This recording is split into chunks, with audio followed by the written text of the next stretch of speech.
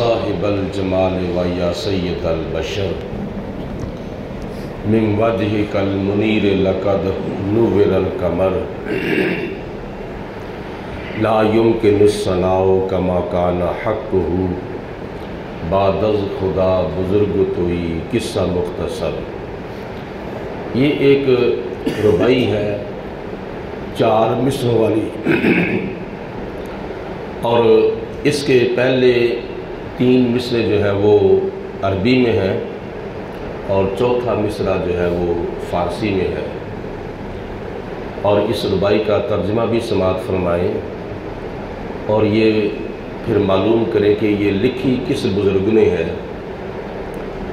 یہ پاک و ہند کی سرزمین کے اوپر ایک بزرگ ہوئے ہیں، حضرت شاہ ولی اللہ محدث دہلوی رحمۃ اللہ علیہ۔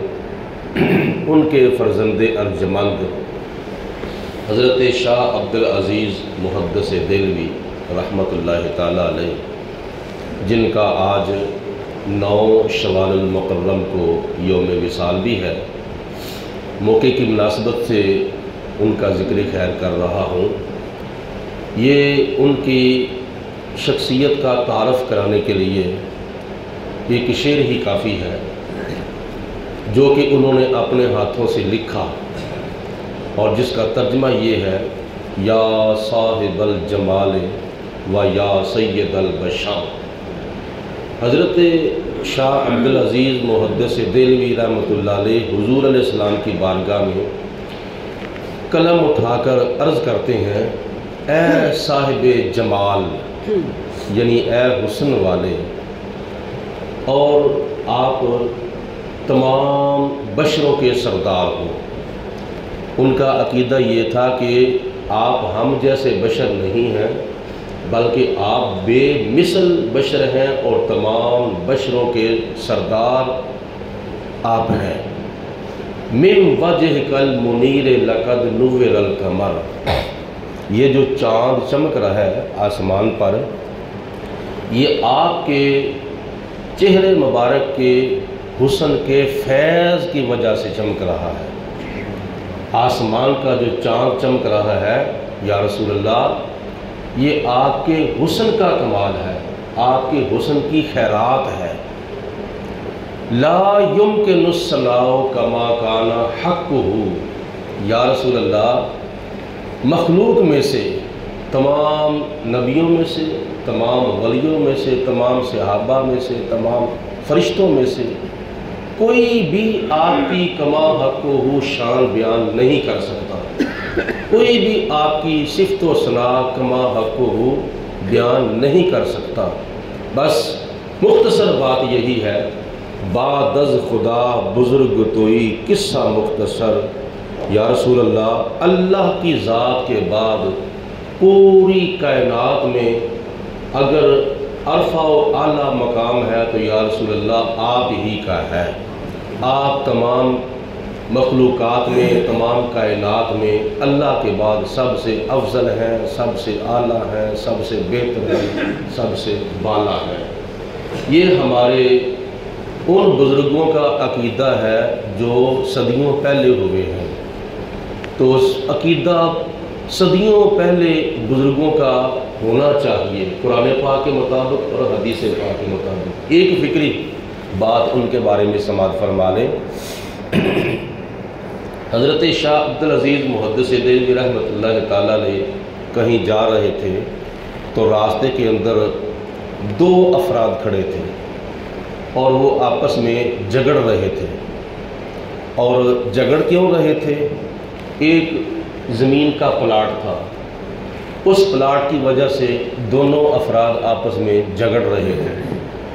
ایک کہتا ہے کہ یہ پلاٹ میرا ہے، دوسرا کہتا ہے کہ یہ میرا ہے۔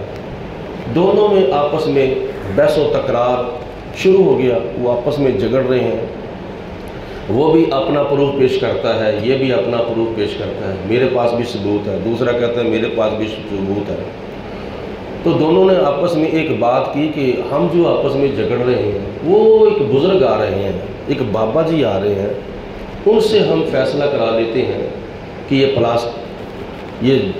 اپنا زمین کا جو پلاٹ ہے یہ کس کا ہے۔ وہ جس کے حق میں فیصلہ کر دیں گے ہمیں منظور ہے۔ دونوں نے آپس میں کمپرومائز کر لیا، دونوں نے آپس میں ڈسکس کر لی، اتفاق کر لیا کہ ہم اپنا فیصلہ جو ہے وہ ان بزرگوں کے اوپر ڈیپینڈ کرتے ہیں۔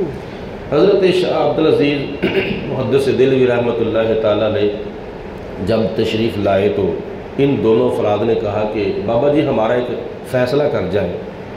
جی کیا تمہارا فیصلہ ہے؟ ہمارا فیصلہ یہ ہے کہ یہ ایک زمین کا پلاٹ ہے، میرے پاس بھی ثبوت ہے اور اس کے پاس بھی ثبوت ہے، میں کہتا ہوں میرا ہے، یہ کہتا ہے میرا ہے، تو ہم جھگڑ رہے ہیں آپس میں، تو آخر کار یہ کس کا ہونا چاہیے؟ آپ فیصلہ فرما دیں۔ پہلے نمبر پر آپ نے فرمایا کہ فیصلہ جب کیا جاتا ہے دونوں افراد کا، فریقین کا، تو دونوں کے بیان سنے جاتے ہیں۔ پہلے تم مجھے اپنے اپنے بیان سناؤ۔ پہلے ایک فرد کا بیان سنا، اس نے مکمل طور پر ثبوت دیا، پھر آپ نے فرمایا کہ تم اپنا مجھے بیان سناؤ۔ اس نے بھی اپنا بیان سنایا، اس نے بھی مکمل طور پر ذمہ داری دی کہ یہ میرا ہے، میرے پاس یہ ثبوت ہے، میرے پاس وہ ثبوت ہے۔ تو اب فیصلہ جب کرنا تھا تو آپ خاموش ہو گئے، چند منٹوں کے لیے آپ چپ ہو گئے، خاموش ہو گئے۔ اب وہ فریقین کہتے ہیں کہ بابا جی آپ ہمارا فیصلہ کریں، آپ نے ہم دونوں کے بیان سن لیے ہیں تو فیصلہ کریں۔ وہ بابا جی پھر بھی چپ۔ تیسری بار کہا کہ بابا جی اب ہمارا فیصلہ کریں، تو حضرت شاہ عبدالعزیز محدث دہلوی فرماتے ہیں میں نے اگر فیصلہ کرنا ہے تو تم دونوں کو قبول کرنا ہوگا، کوئی میرے فیصلے کے ساتھ اختلاف نہیں کرے گا۔